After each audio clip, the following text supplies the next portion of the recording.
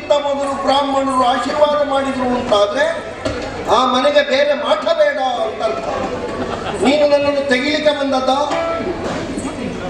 ಮಿತ್ರರಿಗೆ ಗೌರವಿಸದಂತಹ ಒಳ್ಳೆಯ ಕ್ಷತ್ರಿಯರಿಲ್ಲ. ಮನದಿಂದಲಾದರೂ ನಮಿಸಿರಬಹುದು, ನಾವು ಮಾತಿನಿಂದಲೇ ಆಶೀರ್ವದಿಸುವಂತ ಉದಾರಿಯಾದರೆ ಅದೇ ಅಪಚಾರ. ಅರಸ ನಾವು ನನ್ನನ್ನು ಬೈತ್ಯ. ಈ ಪ್ರಪಂಚ ಕೆಟ್ಟದ್ದೇ ಅದರಿಂದ. ನಾನು ನಾನು ನಾನು ಅದರಲ್ಲೇ ಹೋಗು. ಅಹಂಕಾರದಿಂದ ಆತ್ಮಪ್ರತ್ಯಯದಿಂದ ಆಡಿದ್ದಲ್ಲ, ನನ್ನನ್ನು ನೋಡುವ ಭಾಷೆಯಿಂದ ನಾನು ನಿನ್ನ ಆತ್ಮೀಯ ಸಖ ನೆನಪಾಗುವುದಿಲ್ಲ.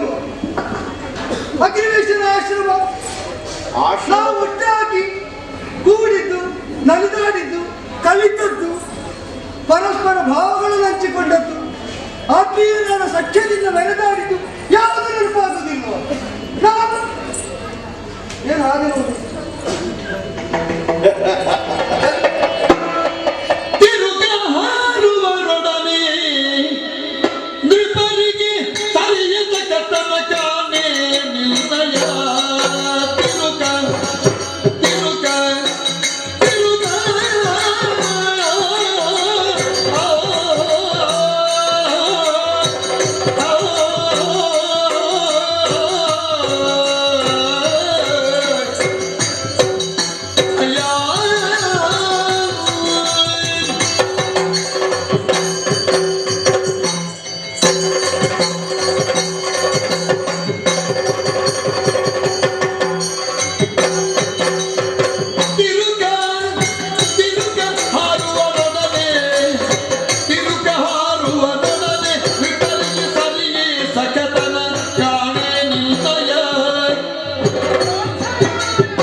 ಗುರುಕುಲದಿ ನೀನ್ಯಾರೋ ನಾನ್ಯಾರೋ, ಗುರುಕುಲದಿ ನೀನ್ಯಾರೋ ಹೊರಡನೆ ಮರಳಿ ನುಡಿದ ತಿರುಗ ಹಾರುವ ದೊಡ್ಡನೆ ಬದಿಗೆ ಬದಿ ಸಕದರ ನಾನ್ಯಾರೋ ನೀನ್ಯಾರೋ ಅಯ್ಯ.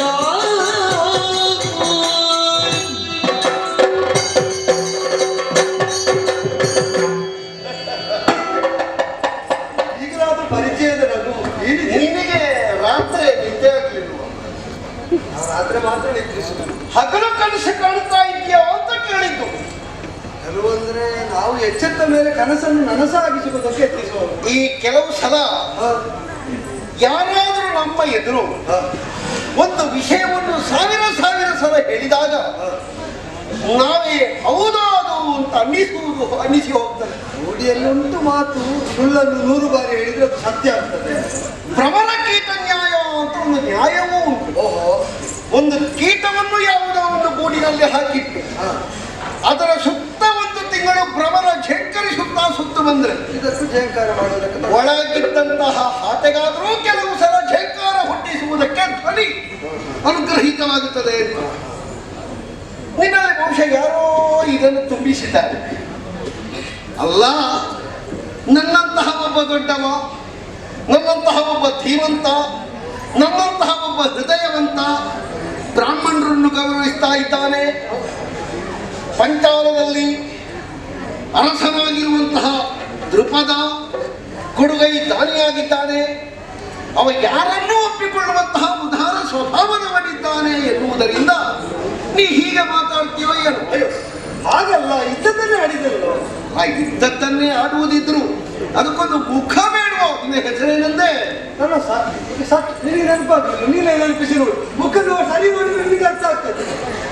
ಯಥಾರ್ಥ ಹೇಳಿ, ಜಾತ್ರೆಯ ಗದ್ದೆಯಲ್ಲಿ ದೇವರು ಹೊತ್ತವರನ್ನು ಬಹಳ ಮಂದಿಗಳು ಪರಿಚಯಿಸ್ತಾರೆ. ಸ್ವಾಮಿ, ನೀವು ಮೊನ್ನೆ ದೇವರು ಹೊರವಾಗ ನಾನು ಎದುರಿದ್ದೆ, ಯಾವನೋ ಒಬ್ಬ ಹೇಳ್ತಾರೆ. ಹೌದಾಗಿರ್ಲಿಕ್ಕೂ ಸಾಕು. ದೇವರು ಹೊತ್ತವ ಎಷ್ಟು ಜನರನ್ನು ಅಂತ ನೋಡುವುದು, ಎಷ್ಟು ಜನರನ್ನು ಅಂತ ಗುರುತಿಟ್ಟುಕೊಳ್ಳುವುದು, ಎಷ್ಟು ಜನರ ಪರಿಚಯ ಇಟ್ಟುಕೊಳ್ಳುವುದು ಕೆಲವು ಸಲ ನಮಗೆ ಬಹಳ ಕಷ್ಟ ಆಗ್ತದೆ. ಈ ತಿರುಗಾಟದಲ್ಲಿ ಇರುವವರಿಗೆ ಬಣ್ಣದ ಮನೆಗೆ ಬಂದು ನಾನೇ ಯಾರು ಅಂತ ಹೇಳಿ ಅಂತ ಗುತ್ತಿಗೆ ಹಿಡಿದಾಗ ಆಗ್ತದೆ. ಮತ್ತೊಮ್ಮೆ ದಾಖಿಲ್ಯಕ್ಕೆ ಗುರ್ತ ಉಂಟು ಅಂತ ಹೇಳಿದ್ರು, ನೋಡು ನನ್ನ ಹೆಸರೇನು. ಇದು ಬಹಳ ಕಷ್ಟ ಅಂತ. ಹಾಗೆ ಕಟ್ಟಕ್ಕೆ ಒಳಗೆ ಮಾಡಬಾರದು. ಏನದು ನಿಮ್ಮ ಪರಿಚಯವನ್ನು ಹೇಳಿ, ಅವರ ಅನುಭವವನ್ನು ಅವರು ಹೇಳುದು. ಅವ್ರು ಹೇಳ್ಬೇಕಾದ್ರೆ ನನಗೆ ನೀನೇ ಹೇಳೋದೇ ಮುಖ್ಯ. ಅದೇ ಕಿರುಕ ಬ್ರಾಹ್ಮಣ. ಅದೌದು. ನೃಪನಾದಂತಹ ನನ್ನಲ್ಲಿ ಒಂದು ಸಖ್ಯ ಉಂಟು, ಸುಖ ಉಂಟು ಅಂತ ನೀ ಹೇಳಿದ್ರೆ, ಗುರುಮಠದಲ್ಲಿ ನೀನ್ಯಾರೋ ನಾನ್ಯಾರೋ, ಗುರುಮಠ ಇರುವುದೇ ಕಲಿಯುವ ವಿದ್ಯಾರ್ಥಿಗಳಿಗೆ. ಹೌದು. ವಿದ್ಯಾರ್ಥಿಗಳು ಸಾವಿರ ಸಂಖ್ಯೆಯಲ್ಲಿ ಸಾಕು. ನಮ್ಮ ಗುರುಗಳಾದಂಥ ಅಗ್ನಿವೇಶ್ಯರು ಸಾಮಾನ್ಯ ಜ್ಞಾನಿ ಅಲ್ಲ. ನಿನಗೆ ಅದು ನೆನಪಾಯ್ತು? ಅಯ್ಯೋ, ಅದೇನು ನೆನಪಾಗದೆ? ಏನು ನೆನಪಿ ಶಕ್ತಿ ಕಳ್ಕೊಂಡವನು ಅಂತ ತಿಳಿದಿಯಾ? ಅದೇ ರೀತಿಯಲ್ಲಿ ತೊಡಗಿಸಿಕೊಂಡ ಮೇಲೆ ಎಲ್ಲಿಯಾದ್ರೂ ಸುಖ ಆದ್ರೆ ನಮಗೆ ಬೇಕಾದದ್ದು ಮರೆಯುವುದೇ ಇಲ್ಲ. ಹಾಗಾದ್ರೆ ನನ್ನನ್ನು ಮರೀಲಿಕ್ಕೆ ಕಾರಣವೇ? ಮರ್ತಿದೆ ಅಂತಾದ್ರೂ ನೀನು ಬೇಡದೇ ಇದ್ದವ ಅಂತ ಅರ್ಥ. ಹಾಗೆಂತ ನಮ್ಮ ಬದುಕಿನಲ್ಲಿ ಬೇಕಾದದ್ದು ಮರೆಯುವುದೇ ಇಲ್ಲ. ನೀನು ಯಾಕೆ ನೆನಪಿಲ್ಲ? 10ರೊಟ್ಟಿಗೆ 11 ಎಲ್ಲಿಯೋ ಒಂದಿತ್ತು, ಇರ್ಲಿಕ್ಕೂ ಸಾಕು, ನನಗೆ ನೆನಪಾಗುವುದಿಲ್ಲ. ಆದದ್ದರಿಂದ ನಿನಗೇನಾದ್ರೂ ಬೇಕು ಅಂತ ಇದ್ರೆ, ಉಣ್ಣುವುದಕ್ಕೆ ಅನ್ನವೋ ಉಡುವುದಕ್ಕೆ ಬಟ್ಟೆಯೋ, ಏನಾದ್ರೂ ನಿನ್ನ ದಾರಿದ್ರ್ಯ ನಿವಾರಣೆಗೆ ಬೇಕು ಅಂತ ಇದ್ರೆ, ಇಲ್ಲಿ ಧಾರಾಳವಾಗಿ ಕೊಡ ಮಾಡಲ್ಪಡ್ತದೆ. ಅಲ್ಲಿ ನಮ್ಮ ಮಂತ್ರಿಗಳಿದ್ದಾರೆ, ಅವರಲ್ಲಿ ಹೇಳು, ಅವರು ಬೇಕಾದದ್ದನ್ನು ಒದಗಿದ್ದಾರೆ, ಅವರಲ್ಲಿ ಕೂತದ್ದೇ ಕೊಡ್ಲಿಕ್ಕೆ. ನೆನಪಿಡಬೇಕಾದ ಎಲ್ಲವನ್ನೂ ನೆನಪಿಡದಿಲ್ಲ, ಕೃತಿಯನ್ನಾದ್ರೂ ಪಾಲಿಸುವುದು. ಶೋಣಿ ಪಾಲಕ ನಿನ್ನ ಸಖನ ದ್ರೋಣನು ನೀನಿಂತು ಮರೆತೆಯೋ ಅರಸಾಗ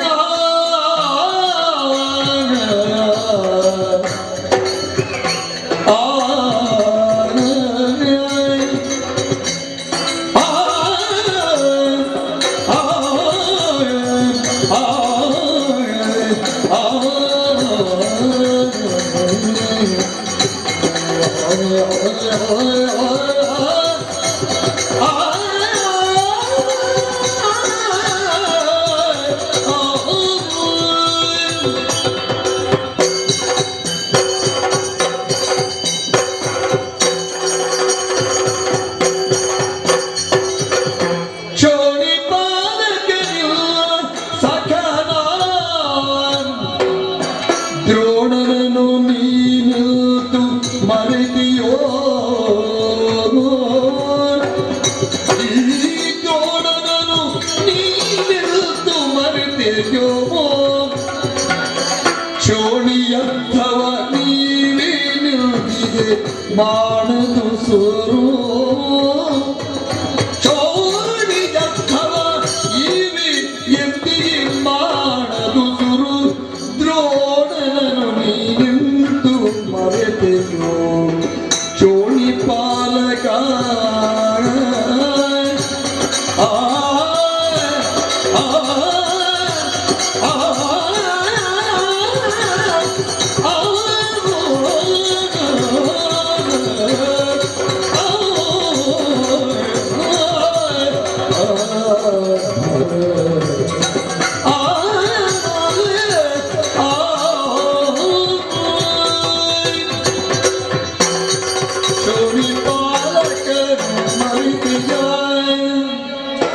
ಅಸಂಖ್ಯರಿದ್ದಾರೆ, ವಿವಿಧ ತೆರನಾದವರಿದ್ದಾರೆ, ಎಲ್ಲರನ್ನೂ ಪಾಲಿಸುವ ಹೊಣೆ ಹೊತ್ತವ. ನೆನಪಿಸಿಕೊಳ್ಳಬೇಕಾದದನ್ನು ಬದ್ಧತೆಯನ್ನು ಸಿದ್ಧತೆಯಿಂದಲೇ ಹೊಂದಿರಬೇಕು. ಅದೇ ಹೌದಾ? ಈಗ ನೀನು ಯೋಚಿಸಿರೋ ಏನು ರಾಜಕಾರಣದಲ್ಲಿ ಅತ್ಯಂತ ಅಪೇಕ್ಷಿತವಾದ ನಡೆನುಡಿಗಳನ್ನು ಏಕಸೂತ್ರ, ಸಂಕಲ್ಪದಂತೆ ಮಾತಿನಂತೆ ಈ ಏಕಸೂತ್ರತೆ ಇದ್ದ ಮಹಾತ್ಮನ ಆದರ್ಶಯುತವಾಗಿ ಚೋಣಿಪಾಲಕನಾಗಿದ್ದವನು ನೀನು ಅಂತ ನನ್ನ ಪರಿಪೂರ್ಣ ವಿಶ್ವಾಸ. ಸರಿ, ಅದೇ ಹೌದಾದರೆ ಮನದಲ್ಲಿ ಕತ್ತು ಮಾತಾಡುವುದಿಲ್ಲ, ಮಾತಾಡಿದ್ದು ಕೃತಿಯಲ್ಲಿ ಕಾಣದೇ ಉಳಿಯುವುದಿಲ್ಲ. ಅದಲ್ಲ ಅಂತಾದ್ರೆ ಅಂಥವರನ್ನು ದುರಾತ್ಮ ಅಂತ ಲೋಕ ಗುರುತಿಸ್ತಾರೆ. ಸರಿ, ನೀನು ಹಾಗಾಗೋದಕ್ಕಿಲ್ಲ ಅಂತ ನಾನು ನಂಬಿದ ಮೇಲೆ ಸರಿ, ನಾನು ಅದನ್ನು ತೆಗೆಸಿಕೊಂಡೇ ಬಂದಿದ್ದೇನೆ. ನೀನೇ ನೆನಪಿಸಿ ನೋಡು. ಹೇಗೆ? ಧ್ರುಮತಲದಲ್ಲಿ ನೀನಿದ್ದು, ಶೈಶವದಲ್ಲಿ ನಿನಗೆ ಅಗ್ನಿವೇಶ್ಯರ ಆಶ್ರಮವೇ ತೊಟ್ಟಿಲಾದ. ಎರಡೂ ಸರಿ ಉಂಟು. ಅಲ್ಲಿ ಅಗ್ನಿವೇಶ್ವರನ್ನು ಚಿಕ್ಕಪ್ಪನಾಗಿ ಸಂಬಂಧದಲ್ಲಿ ಹೊಂದಿದ ಬಲವಾದ ಸೂರ ಒಬ್ಬ ಬಂದು ನೀ ಬರುವ ಮೊದಲೇ ಸೇರಿಕೊಂಡಿದ್ದನು. ಅವ ಕಲಿತಾ ಇದ್ದದ್ದು ಬ್ರಾಹ್ಮಣನಾಗಿ ಇರ್ಲಿಕ್ಕೂ ಸಾಕು. ದ್ರೋಣ ದ್ರೋಣ ಅಂತ ನೆನಪು ಸಾಲದು. ನಾನೇ ಮುಖನು ದ್ರೋಣ. ನಿನಗೆ ಆತೀವ ನೀನು ನೆನಪಿಸಿಕೊಂಡ್ರೆ ಅಸ್ತ್ರವಿದ್ಯೆ. ಈಗ ಮಂತ್ರವನ್ನು ಪುರಸ್ಕರಣೆ ಮಾಡ್ತಾ ಮಾಡ್ತಾ ಸಿದ್ಧಿ ಮಾಡುವ ಬಗೆ, ಮಂತ್ರದ ಉದಾತ್ತ ಅನುದಾತ್ತ ಸ್ವರಿತಗಳು ಮರೆತು ಹೋದ ಕಾಲದಲ್ಲಿ ಗುರುಗಳಲ್ಲಿ ಮತ್ತೆ ಕೇಳಿದ್ರೆ ಏಕಸಂಧಿಗ್ರಾಹಿ ಆಗಬೇಕು ಅಂತ ಶಾಸನ, ಅವರದ್ದು ಕಠೋರವಾದ ನಿಲುವು ನಿನಗೆ ವಿಸ್ಮರಣೆ, ಅದನ್ನು ನೆನಪಿಸಿಕೊಳ್ಳುವುದಕ್ಕೆ ಬಂದಾಗ ಜೊತೆ ಜೊತೆಯಾಗಿ ಕಲಿತದ್ರಲ್ಲಿ ತಪ್ಪಿಲ್ಲ. ಪಾದಂ ಸ ಬ್ರಹ್ಮಚಾರಿಭ್ಯ ಅಂತ ಇರುವುದು. ಇಲ್ಲಿ ಕೂತವರಿಗೆ ನಾನು ದೊಡ್ಡ ಶಿಷ್ಯ ಅಂತ ಹೇಳಲಿಕ್ಕೆ ಬಂದ ಅಲ್ಲ, ನನಗೂ ಅವಸ್ಥೆ ಬಂದಿದೆ. ಆಗ ನೀನು ಸಹಾಯ ಮಾಡಿದ್ದಿ ನನಗ. ಈಗ ಅದು ನಿನ್ನ ಅಪ್ಪನಿಗೆ ನಾನು ಆರೋಪ ಮಾಡಿ ಹೇಳಿದ್ದಲ್ಲ. ಪಾದಂ ಸ ಬ್ರಹ್ಮಚಾರಿಭ್ಯ ಅಂತ ಇರುವುದು. ಜೊತೆಯಲ್ಲಿದ್ದವರಿಂದ ಕಾಲು ಭಾಗವನ್ನು ನಾವು ವಿದ್ಯೆ ಕಲಿಯುವ ಹಂತದಲ್ಲಿ ಸ್ವೀಕರಿಸಿದ್ರೆ ತಪ್ಪಿಲ್ಲ. ನಾ ಹೇಳ್ತೇನೆ ಅಂತದ್ದು ಮಾತ್ರ ಅಲ್ಲ, ಪರೀಕ್ಷಿಸುವ ಮೊದಲು ಸಿದ್ಧತೆ ಮಾಡುವಾಗ ಇಲ್ಲ. ಈ ಬಾರಿ ನಾನು ಅನುತ್ತೀರ್ಣ ಅಂತ ನಿರ್ಣಯ ಆಗ್ತದೆ. ಆಯುಧ ವಿದ್ಯೆಯನ್ನು ಕಲಿಸುವುದಕ್ಕಾಗಿ ಕಲಿಯುವವರು ನೀವು, ಪ್ರಯೋಗಿಸುವುದಕ್ಕೆ ಕಲಿಯುವವರು ನಾವು. ಕಲಿಸುವ ನಿನಗೆ ಸರಿ ಬರ್ತದೆ, ಗುರುಗಳು ಕೇಳುವ ಕಾಲದಲ್ಲಿ ನನಗೆ ಉತ್ತರ ಇಲ್ಲದೆ ನಾನು ಕಂಗೆಡ್ತೇನೆ ಅಂತ ನಿನಗಾಗಿ ರಾತ್ರಿ ನಿದ್ದೆ ನೀನು ಹೇಳಿದ್ಯಲ್ಲ, ರಾತ್ರಿ ನಿದ್ರೆ ಬಿಡುವುದಿಲ್ವ ಮಾಡುವುದಿಲ್ವ ಅಂತ. ನಿನಗಾಗಿ ನಾನು ರಾತ್ರಿ ನಿದ್ರೆ ಬಿಡು, ಜೊತೆಗೆ ಅಭ್ಯಾಸ ಮಾಡಿ. ನನ್ನಷ್ಟೇ ನಿನ್ನ ಮೇಲೂ ಗುರುಗಳಿಗೆ ಸಂಪ್ರೀತಿ ಉಂಟಾಗುವಂತೆ ಅನುಗ್ರಹ ಸಿಕ್ಕುವಂತೆ ಶ್ರಮಿಸಿ ನಾವು ಪರೀಕ್ಷೆಯಲ್ಲಿ ಉತ್ತೀರ್ಣರಾಗ. ಆ ಕಾಲದಲ್ಲಿ ನೀನೇ ನಾನು ಏನು ಕೇಳಿದ್ದಿಲ್ಲ. ನಾನು ಇಂದು ಹೀಗಿರಬಹುದು, ಆದ್ರೆ ಮಿತ್ರ ನಾಳೆ ಪಾಂಚಾಲಕ್ಕೆ ಅಧಿಪತಿಯಾಗುವಂತಹ ಪ್ರಶಸ್ತ ಸೂರ್ಯ ನಾನು ಹೊಂದಿದ್ದೆಲ್ಲ ನಿನ್ನದು ತಿಳಿ. ನಿನ್ನಲ್ಲಿದ್ದದ್ದನ್ನು ಯಾವಾಗ ನಿರ್ವಂಚನೆಯಿಂದ ಕೊಟ್ಟೆ, ನಾನು ಹೊಂದಿದ್ದೆಲ್ಲ ನಿನ್ನದು. ನೀನು ನಾನು ಜೊತೆಗೆ ಹೊಂದುವುದಂದ್ರೆ ಅರ್ಥ ನಿನಗೆ, ಅರ್ಥ ನನಗೆ. ನಾ ಪ್ರತಿಜ್ಞೆ ಮಾಡಿ ಹೇಳ್ತೇನೆ. ನೋಡು, ಒಂದು ಸಾಮಾನ್ಯ ಸಖ್ಯ ವ್ಯಾವಹಾರಿಕವಾದದ್ದು ಈ ಲೋಕದಲ್ಲಿ ಉಂಟು. ಆದರೆ ವ್ಯವಹಾರವನ್ನು ಮೀರಿ ಒಬ್ಬಾತ ಕ್ಷತ್ರಿಯನಾಗಿ ಪ್ರೌಢ ವಯಸ್ಕನಾಗಿ ಉನ್ನತ ವ್ಯಾಸಂಗ ಮಾಡುವಾಗ ಮಂತ್ರಸಿದ್ಧಿಯನ್ನು ಗಳಿಸಿಕೊಳ್ಳುವ ಆಯುಧವನ್ನು ಕಲಿಯುವ ಹಂತದಲ್ಲಿ ಸಖೆ ಸತ್ಯೇನ ತೇ ಶಪೆ ಪ್ರತಿಜ್ಞೆ ಮಾಡ್ತೇನೆ ಸತ್ಯವಾಗಿ ಅಂತ ನೀನು ಹೇಳಬೇಕಾದ್ರೆ ತದ್ಭೋಜ್ಯಂ ಭವಿತಾರಾಜಂ ಆತ್ಮೀಯತೆ ಇಷ್ಟಿರಬೇಡ. ಆ ದ್ರೋಣನನ್ನು ನೀ ಮರೆಯುತ್ತೆ ಅಂದ್ರೆ ಚೋಳಿಪತಿ ಆಗಿಲ್ಲ. ಎಲ್ಲೋ ರಾಜಕಾರಣದಲ್ಲಿ ನಾನು ಹೇಳಿದ ಅದು ಸ್ವಲ್ಪ ತಲೆಬಿಸಿಯಲ್ಲಿದ್ದಾರೆ, ಅದಿರಲಿ, ಅದು ಗುಣ ಆಗ್ತದೆ. ದೇವರ ಅನುಗ್ರಹದಿಂದ ರಾಜ್ಯ ಸುಭಿಕ್ಷವಾಗ್ತದೆ, ಚಿಂತೆ ಮಾಡಬೇಡ. ಹಾಗೆ ಅಂತ ಬ್ರಾಹ್ಮಣನಾಗಿ ಸತ್ಯವನ್ನು ಉಸಿರನ್ನು ಒಂದಾಗಿ ತೆಗೆದುಕೊಳ್ಳುವಂತಹ ನಾವು ಸತ್ಯಭ್ರಷ್ಟ ಅಂತ ಸಭಾ ಮಧ್ಯದಲ್ಲಿ ನಿರೂಪಿತ ಮಾಡುವ ಹಾಗೆ ಸಕ ಅಂತ ಹೇಳಿ ಬಂದು ನಿಂತ ಮೇಲೆ ಸಕನೇ ಅಲ್ಲ ಅಂತ ನಿರಾಪಿಸಿ ನನ್ನನ್ನು ಸತ್ಯ ಇಲ್ಲದವ ಅಂತ ಮಾಡಬಾರದು. ನೆನಪಿಸಿಕೊಂಡು ನೀನೇ ಹೇಳು, ಹೌದಾ ಇಲ್ವೋ? ಸೂರ್ಯಗತಿ ಮೂರ್ಖಂಗೆ ಕೇಡಿಗೆ ವೀರನಿಗೆ ಬಂಡನಿಗೆ ಮಾನನಿಗೆ ಅತಿ ಮೂರ್ಖಂಗೆ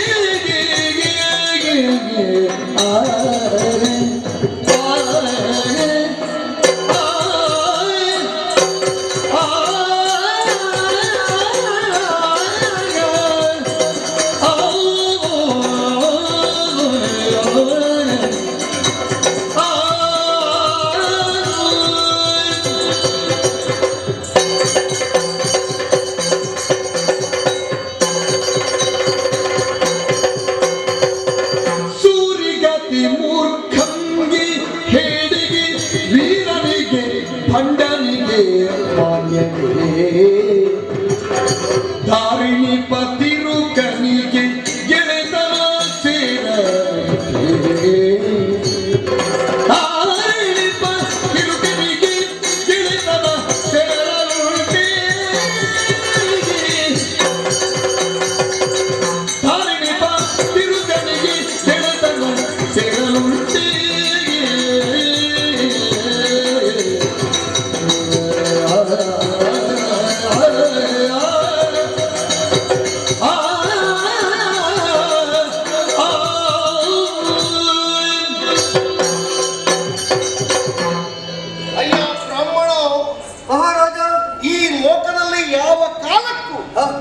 ಹೊಂದಾಣಿಕೆ ಆಗಲಿಕ್ಕೆ ಇಲ್ಲದೆ ಇರುವಂತಹ ಕೆಲವು ವಿಷಯಗಳುಂಟು. ಉಂಟು ಅಂತದ್ದು ಕೆಲವು. ಒಬ್ಬ ಬುದ್ಧಿವಂತನಾದ ಜ್ಞಾನಿ, ಮತ್ತೊಬ್ಬ ಅವಿವೇಕಿ, ಏನೋ ಗೊತ್ತಿಲ್ಲದೆ ಇದ್ದವ. ಹೌದು, ಅವನನ್ನು ಒಬ್ಬನನ್ನು ಸೂರಿ ಅಂತ ಹೇಳ್ತಾರೆ, ಮತ್ತೊಬ್ಬನನ್ನು ಮೂರ್ಖ ಅಂತ ಹೇಳ್ತಾರೆ. ಸರಿ.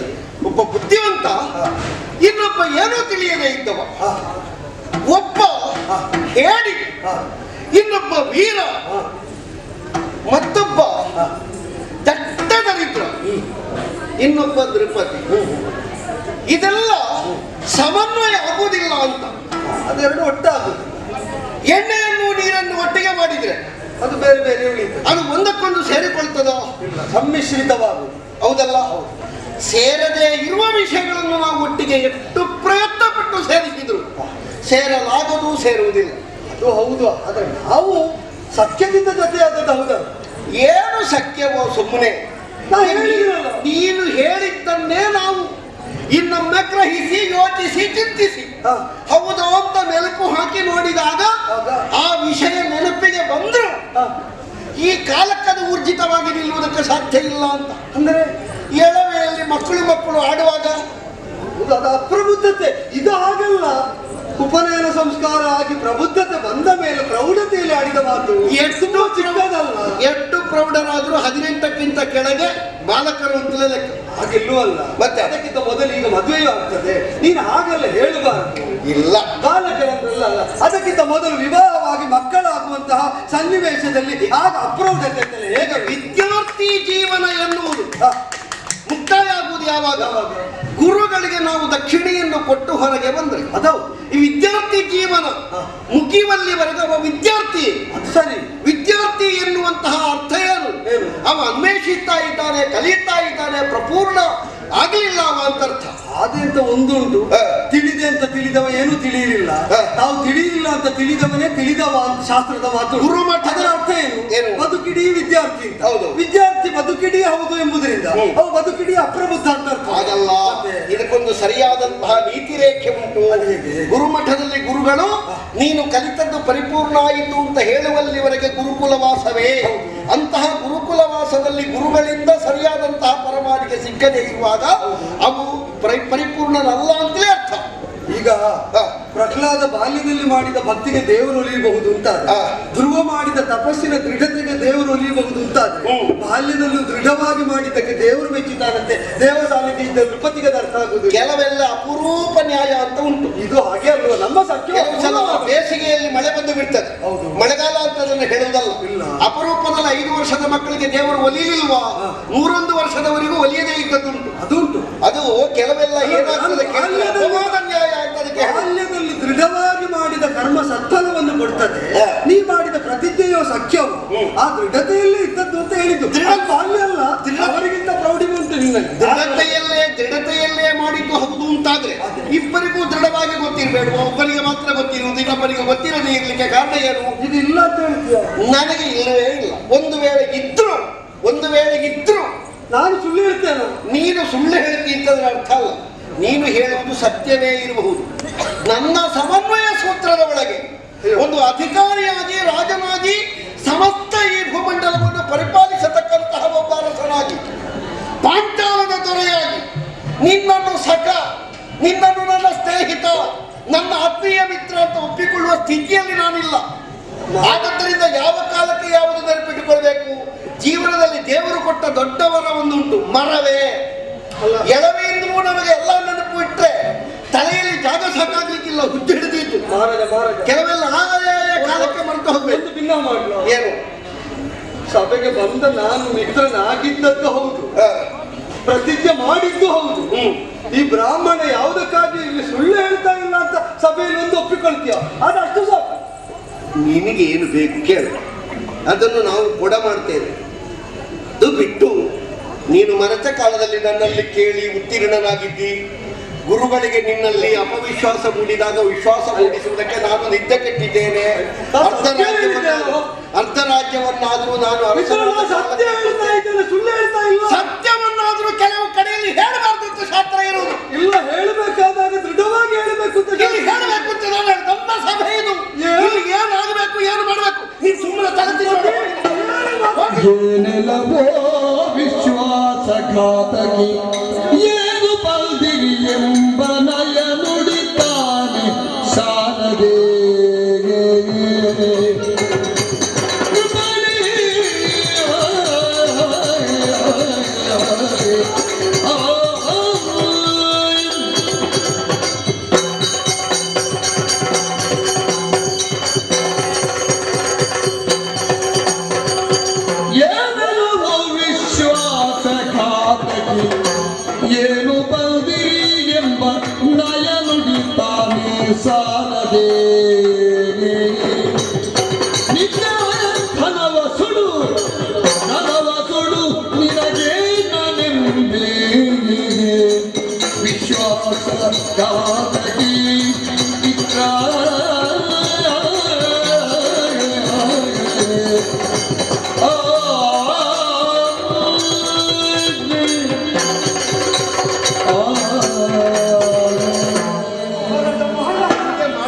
ಕೆಲಸ ಇಲ್ಲ, ನಮಗೆ ಸುಮಾರು ಕೆಲಸ ಉಂಟು, ಸುಮ್ಮನೆ ಹೋಗಿ. ಮಹಾರಾಜ ಮಹಾರಾಜ ಮೊದಲೇ ಓಲಗ ಮುಗಿಸುವ ಹೊತ್ತು ಇವತ್ತು ಆಯ್ತು. ಸತ್ಯ.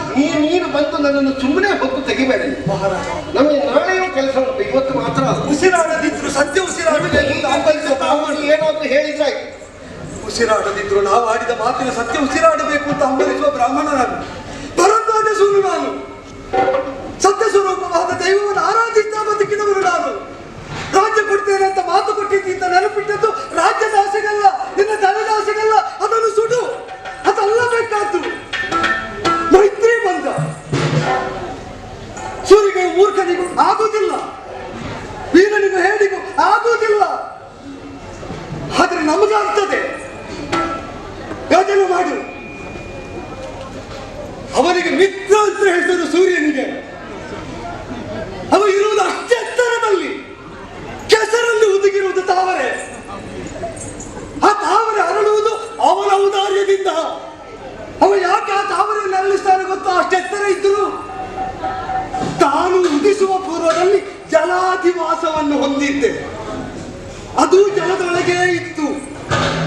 ಇಬ್ಬರು ಉದಿಸಿ ಬಂದ ನೆಲೆ ಜಲವೇ ಆದದ್ದರಿಂದ ಉದಿಸುವಾಗ ಸಮಾನತೆ ಇತ್ತು. ಏರಿದಾಗ ನಾನು ಎತ್ತರದಲ್ಲಿದ್ದರೂ ಅಸಮಾನನಾದಂತಹ ಅದನ್ನು ಅರಳಿಸುವುದು ನನ್ನ ಮಿತ್ರ ಧರ್ಮ ಅಂತ ತಿಳಿದದ್ದರಿಂದ ಸೂರ್ಯನಿಗೆ ಮಿತ್ರ ಅಂತ ಹೆಸರು. ಅದೇ ತಾವರೆಯನ್ನು ಕಿತ್ತು ಕಾದ ಭಜನೆ ಮಾಡುವುದಿಲ್ಲ, ಸುಡ್ತಾನೆ. ಯಾರು ಯಾವ ಜಾಗದಲ್ಲಿ ಇರುವಾಗ ಕಮಲ ಜಲದೊಳಗಿನ ಕಡು ನಿಂತತನು. ನೀನು ಆಶ್ರಮದಲ್ಲಿರುವಾಗಲೋ ಗುರುಮಠದಲ್ಲಿರುವಾಗಲೋ ಹೌದೋ ಏನೋ, ನಿತ್ಯ ನಮ್ಮ ವ್ಯವಹಾರ ಹಾಗಲ್ಲ. ಈಗ ನಾನೊಬ್ಬ ಕುಟಧರ. ಯೋಚನೆ ಮಾಡುವ ಯಾವಾಗ ಎಲ್ಲರೂ ಉಪಾಸನೆ ಮಾಡುವಂತಹ ಬ್ರಾಹ್ಮಣರು ದಿಯೋಯೋನ ಪ್ರಚೋದಯಾತು ಅಂತ ಅರ್ಘ್ಯ ಕೊಡುವಂತಹ ಆ ಸೂರ್ಯ ಹತ್ತರಂತೆ ಎತ್ತರದಲ್ಲಿದ್ದು ಧೀಶಕ್ತಿಯನ್ನು ಪ್ರಚೋದನೆ ಮಾಡ್ತಾರೆ. ಮಂದೇಹ ರಾಕ್ಷಸರೊಬ್ಬರನ್ನು ಬಾಧಿಸಿದ ಕಾಲದಲ್ಲಿ ಬ್ರಾಹ್ಮಣರೇ ನನಗೆ ಅರ್ಘ್ಯ ಕೊಟ್ಟು ಆ ಮಂದೇಹರ ದೋಷವನ್ನು, ಅವರ ಉಪಟಳವನ್ನು ನಿವಾರಿಸಿ ಅಂತ ಅದೇ ಸೂರ್ಯ ಕೇಳಿಕೊಂಡ. ಎತ್ತರದಲ್ಲಿದ್ದವನಿಗೂ ಕೆಳಗಿದ್ದವರನ್ನು ಬೇಡುವ ಪ್ರಮೇಯ ಬರ್ತದೆ, ಕೆಳಗಿದ್ದವರಿಗೂ ಎತ್ತರದವರಿಗೆ ಸಹಾಯ ಮಾಡುವ ಔದಾರ್ಯವೂ ಸಿದ್ಧಿಸ್ತದೆ. ನಮಗೆ ಬೇಕಿದ್ದದ್ದು ಏನು ಗೊತ್ತಾ? ನಿನಗೇನು ಗೊತ್ತುಂಟು? ಅದರ ಬಗ್ಗೆ ನಾವು ಸ್ವಲ್ಪ ವಿಮರ್ಶೆ ಮಾಡಿ ಆಲೋಚನೆ ಮಾಡಿ ಏನಾದ್ರು ಆಲೋಚನೆ ಮಾಡಿಗಾಗಿ ಒಂದು ಶಾಖೆ ತೆಗೆಯುವ. ಇಲ್ಲ, ನನಗೆ ಅದು ಬೇಡ. ನಿನಗೆ ಏನು ಗೊತ್ತುಂಟು? ನನಗೆ ಬೇಕಾದ್ದೇನು ಗೊತ್ತಾ? ಮಿತ್ರ ಬಂದಿ ಅದಕ್ಕೊಂದು ಸೇರಿಸುವ ಅಂತ. ಹೇಗಿದ್ಯಪ್ಪ ಈ ಮಾತು ಸಾಕಿತ್ತು. ಮಿತ್ರ ಬಂದೆ ಹೇಗಿತ್ತಿ? ಆ ಔದಾರ್ಯದ ಮಾತು ಕೇಳಿದ್ರೆ ತೃಪ್ತನಾಗ್ತಿದ್ದೆ. ನೀನು ಅದು ಸಿಕ್ಕಿಂತಲೂ ನನ್ನ ಧ್ಯೇಯ ಏನು ಅದನ್ನು ನಾನು ಹೇಳುವುದಿಲ್ಲ. ಇದು ನನ್ನ ಅರಸೊತ್ತಿಗೆಯ ಭೂಮಿ. ಯಾವನೋ ಒಬ್ಬ ಬಂದು ನನ್ನದನ್ನು ಇಲ್ಲಿ ಸ್ಥಾಪಿಸಬೇಕು ಅಂತ ಹೇಳಿದ್ರೆ ನಾವೇನಿಲ್ಲಿ. ತ್ರಿಪದ ತನ ಇಲ್ಲ, ಕನಕ ಇಲ್ಲ, ಭೋಗ ಇಲ್ಲ, ಬದುಕಿಲ್ಲ, ಸತ್ಯನಿಷ್ಠೆ ಒಂದು ಉಂಟು ತ್ರಿಪದ. ನೀನು ಅದನ್ನು ಬಿಡ್ಲಿಲ್ಲ, ಅದನ್ನು ಇಲ್ಲಿ ಇಲ್ಲ ಅಂತ ಮಾಡಬೇಡ. ಸತ್ಯವಾದಿಯಾದ ಒಬ್ಬ ಬ್ರಾಹ್ಮಣನ ಅಮೃತವಾದಿ ಅಂತ ನೀನು ಸ್ಥಾಪಿಸಿದರೆ ಅಪಚಾರ ಆಗ್ತದೆ. ನನಗೆ ಹೊರಗೆ ಹೋದ ಮೇಲೆ ಇಲ್ಲದೆ ಇದ್ದದನ್ನು ಹೇಳಿದ್ರೆ ಅರ್ಥವೇ. ಒಪ್ಪಿ ಬಿಡು ಮಿತ್ರ. ಆಗದೆ ಇರುವುದನ್ನೆಲ್ಲ ಸಾಧಿಸ್ತೇನೆ ಅಂತ ಹೊಡಿದ್ರೆ ಅದು ಅಬದ್ಧವೇ. ವಿದ್ಯಾರ್ಥಿಗಳೆಂಬ ಸಮಾನ ನೆಲೆಯಲ್ಲಿ ಮಿತ್ರರಾದದ್ದು, ರಾಜನಾದ ಮೇಲೆ ಅನುಕೂಲಕ್ಕಾಗಿ ಅದನ್ನು ಮರೆತಿದ್ದೇನೆ ಉದ್ದೇಶಪೂರ್ವಕ ಅಂತ ಒಪ್ಪಿ ಬಿಡು ಮಿತ್ರ. ಅದನ್ನು ಒಪ್ಪುವುದಂತದ್ದು ಹೇಳುವಾಗ ಅರ್ಥ.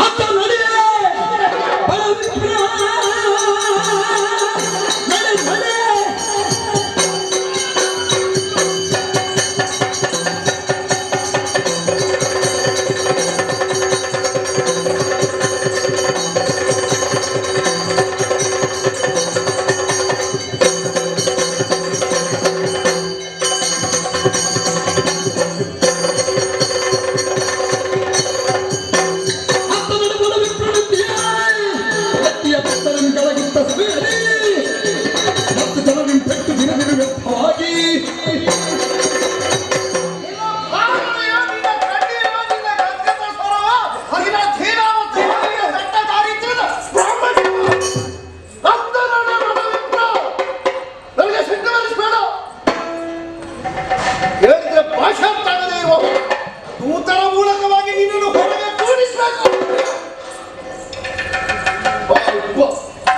ಎಷ್ಟು ಹೇಳಿದ್ರು ಅರ್ಥ ಆಗದೆ ಕಾರಣಮಾನದ ವಿವೇಚನೆ ಇಲ್ಲ, ಘನತ ಗೌರವದ ಬಗ್ಗೆ ಆಲೋಚನೆ ಇಲ್ಲ. ಆಗೋದಿಲ್ಲ, ಸುಳ್ಳು ಹೇಳಿಲ್ಲ ಮತ್ತು ಒಂದು ಮಾತು ಸುಳ್ಳು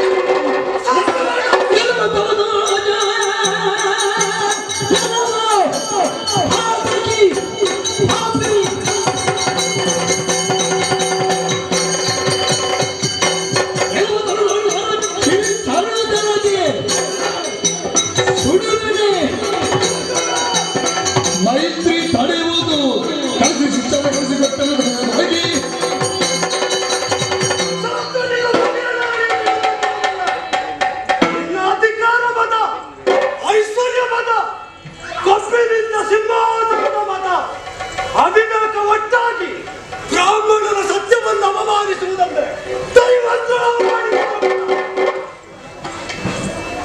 ನಾನು ಭೌತಿಕವಾಗಿ ಸಂಪತ್ತಿಲ್ಲದವನಾಗಬಹುದು, ಆದರೆ ಜಪತಪಾನುಷ್ಠಾನಗಳಲ್ಲಿ ನಾನು ನ್ಯೂನಾತಿರೇಕವನ್ನು ತರದೇ ಇದ್ದರಿಂದ ಸಂಕಲ್ಪ ಪುರಸ್ಸರವಾಗಿ ಆಚರಿಸಿದ ಜಪಾನುಷ್ಠಾನದ ಸಾರ ಸಂಗ್ರಹವಾದ ಯಜ್ಞೋಪವೀತ ಹಿಡಿದು ಸುಟ್ಲಿಂದ ಇಲ್ಲ ಕೊಡುವುದಿಲ್ಲ. ಯಾಕೆ ಅಂದ್ರೆ ಮುಟ್ಟೋದಿಲ್ಲ, ಸತ್ಯನಿಷ್ಠ ಮುಟ್ಟುವುದಿಲ್ಲ, ಮಿತ್ರ ಅಂತ ಒಪ್ಪಿ ಆದದ್ದರಿಂದ ಸುಡುವುದಿಲ್ಲ. ಆದರೆ ಸಮಾನತೆಗೆ ಮಿತ್ರತ್ವ ಸಿದ್ಧಿ, ಅಸಮಾನತೆಗಿಲ್ಲ ಅಲ್ವಾ? ಕೆಳಗಿದ್ದವರನ್ನು ನೋಡ್ಲಿಕ್ಕೆ ನಮಗೆ ಬುದ್ಧಿ ನೋವಾಗ್ತದೆ. ಬುದ್ಧಿಗೆ ನೋವಿಲ್ಲದೆ ನಿನ್ನನ್ನು ನೋಡ್ತೇನೆ ಮೇಲೆ ನಿಂತು. ಕಲಿತ ವಿದ್ಯೆಯ ಸಂಪದದ ಎದುರಿನಲ್ಲಿ ಚತುರಂಗ ಬಲೋಪೇತವಾದ ನಿನ್ನ ಕ್ಷಾತ್ರ ಕಾಲಿನ ಕರ್ತವ್ಯವನ್ನು ಮಾಡದಿದ್ರೆ ಪರತ್ವದ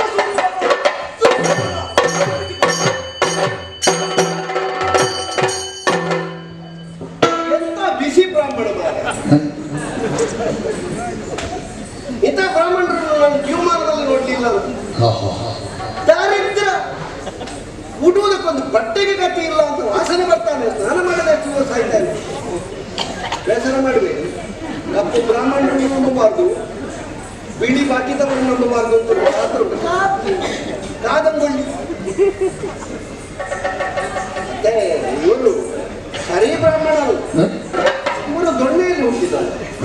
ನನಗೆ ಗುರ್ತುಂಟಯ್ಯ ಮತ್ತೆ ಯಾಕೆ ಹೀಗೆಲ್ಲ? ಯಾತದಕ್ಕೆ ದಾರಿದ್ರ್ಯಗಳೆಲ್ಲ ಇಂಥದ್ದೆಲ್ಲ ಬಂದ್ರೆ ಸುಮಾರು ಗುರುಮಠದಲ್ಲಿ ಇಂಥದ್ದೆಲ್ಲ ಬರ್ತದೆ. ಎಂಥದ್ರಿಂದ ಕಡೆಗೆ ಕಾಲಡಿಯಲ್ಲಿ ನಿನ್ನ ಸಿರಿ ರಾಜ್ಯ ಕ್ಷಣದೊಳಗೆ ಕಾಲಡಿಯ ಅದು ಸುಲಭದಲ್ಲಿ ಸಿಗಬೇಕಲ್ಲ. ಅರಸಾದ್ರು ಪದ ಯಾರಿಗೂ ಬಗ್ಗೋವಲ್ಲ. ನೀವೆಲ್ಲಬೇಡಿ, ನೀವು ಯಾರು ಬಂದರೂ ಒಳಗೆ ಬಿಟ್ಟಿದ್ದೀರಿ. ಸರಿ, ಬ್ರಾಹ್ಮಣರಲ್ಲಿ ನಿಮಗೆ ಭಾರಿ ಗೌರವ ಇದೆ. ಅವರಿಗೂ ಪ್ರವೇಶ ಇಲ್ಲ.